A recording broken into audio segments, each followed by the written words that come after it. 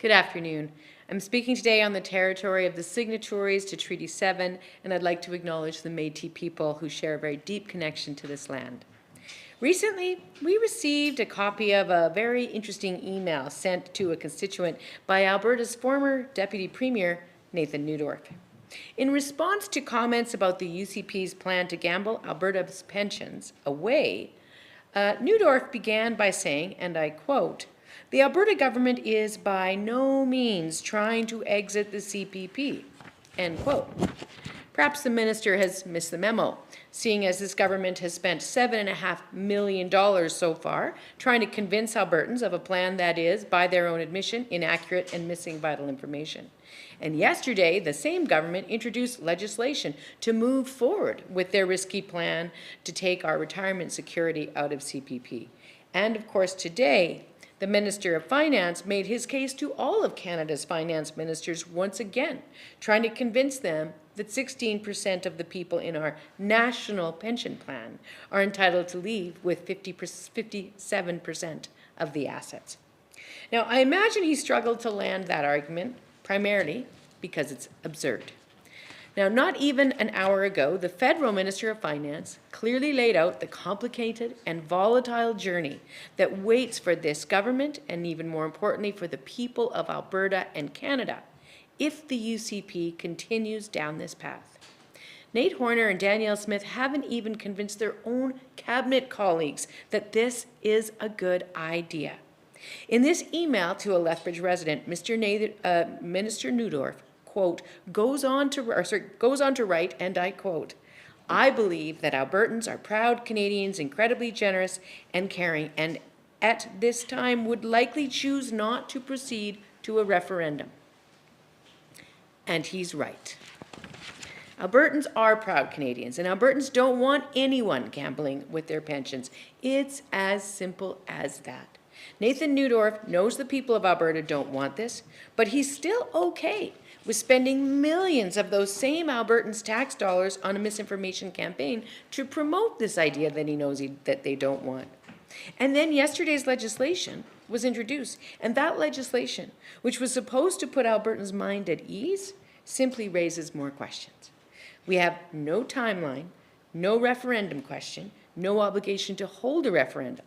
There's no guarantee around the security or the independence of an Alberta pension fund or its management, and very little protection of the retirement benefits it would generate into the future.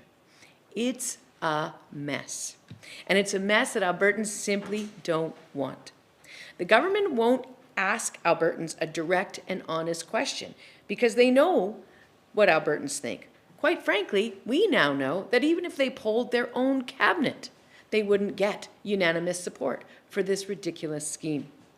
It is time, quite frankly, for Nathan Neudorf to say in public what he has said in writing to his constituents. Albertans, frankly, don't want anyone gambling with their CPP. And so the UCP needs to stop gambling with Albertans' pensions. They need to stop spending millions of Albertans' dollars on misinformation campaigns. They need to stop threatening the peace of mind of Albertans and Canadians. They need to stop dragging down economic security and investment certainty. In short, they need to withdraw the legislation that was introduced yesterday, and they need to drop this idea completely, and then maybe finally they can start trying to come up with ways to act on the priorities of Albertans. So thank you, and I'm happy to take any questions folks here might have. All right, thank you, Rachel. We'll start with any questions in person. Yeah, they were sitting here. I'm just struggling, and we've heard it. We've heard that there's people in the party that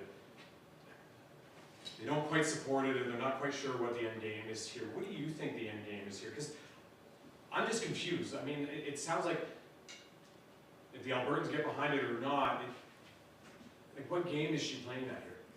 You know, it's really hard to speculate what is in the mind of the Premier at any given time. It's a bit of a scary place to go, and I haven't tried to go there.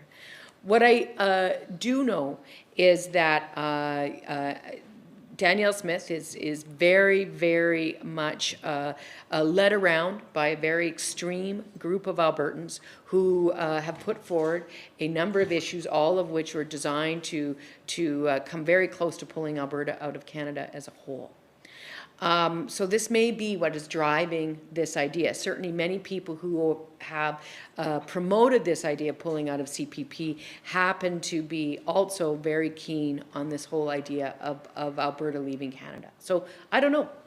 What I do know is the real impact of even this conversation, above and beyond the money that we are spending to spread lies, and the lack of faith and confidence that Albertans can have in their government with respect to counting on them to tell the truth, that we are truly challenging and, as I said, threatening the peace of mind of current and future retirees, and we are genuinely undercutting the economic certainty and investment certainty we need to move our economy forward here in Alberta and across the country.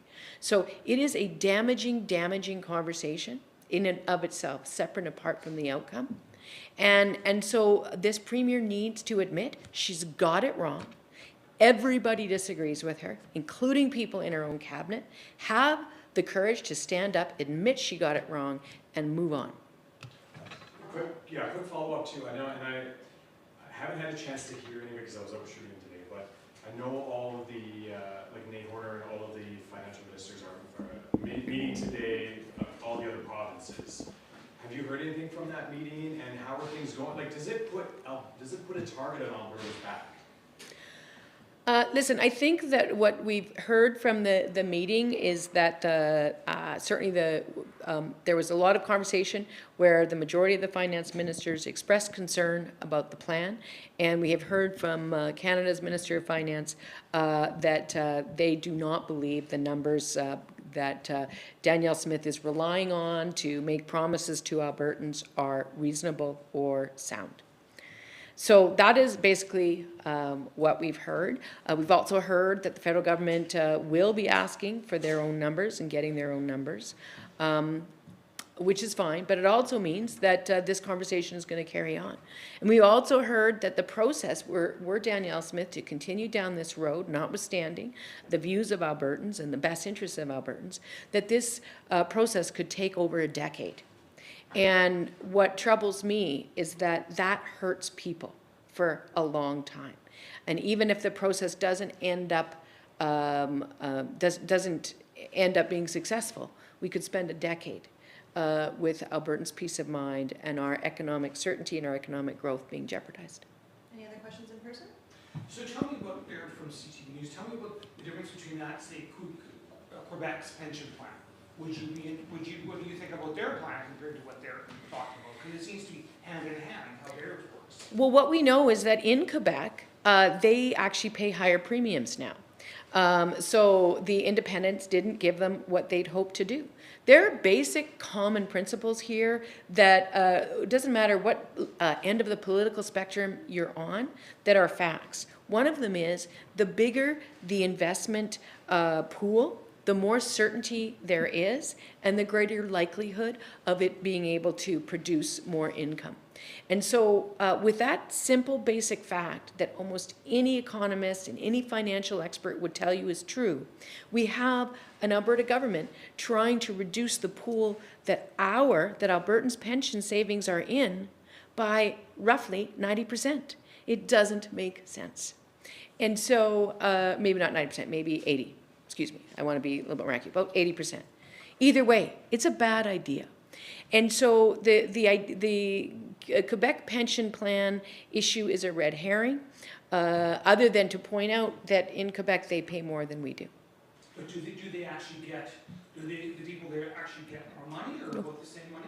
They get exactly the same amount. They enjoy the portability that all Canadians enjoy, but their premiums there, both employer premiums and contributors' premiums are higher.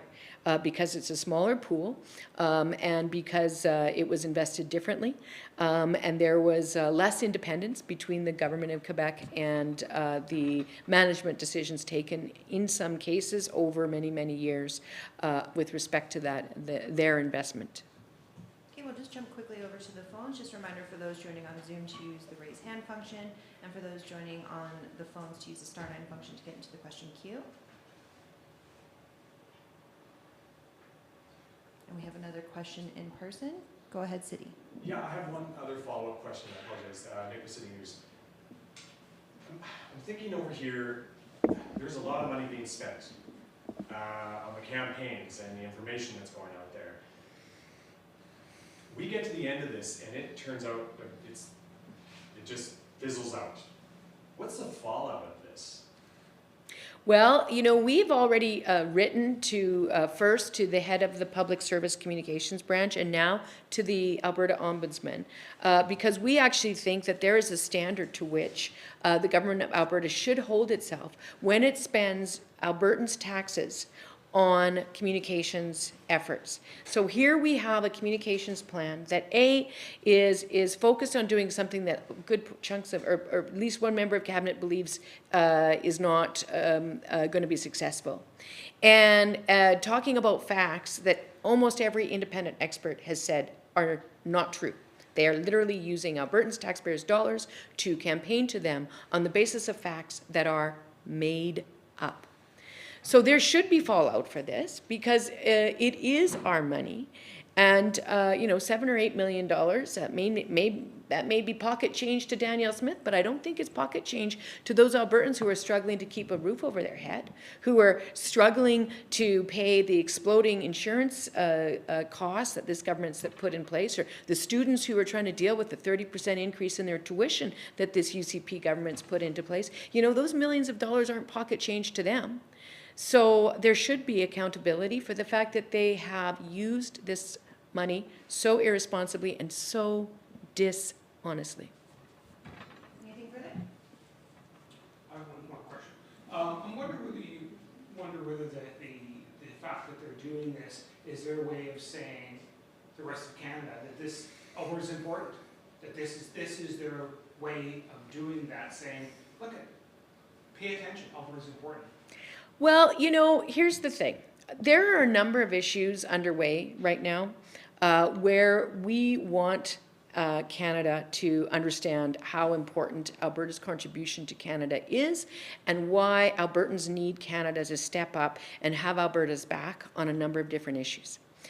To me, it seems really hard for us to make that case when we're spending millions and millions of dollars running around yelling at the rest of Canada about how we are going to jeopardize their pension and jeopardize the pension of their parents. So I think, if anything, this goes at complete cross purposes to the work that should be done to bring all of Canada on side, to have our back as we continue to contribute outsized portions to Canada's economic growth, but at the same time need to make some big moves to reposition ourselves to the changing demands of an increasingly green international market. That's our time today. Thanks, folks. Thank you.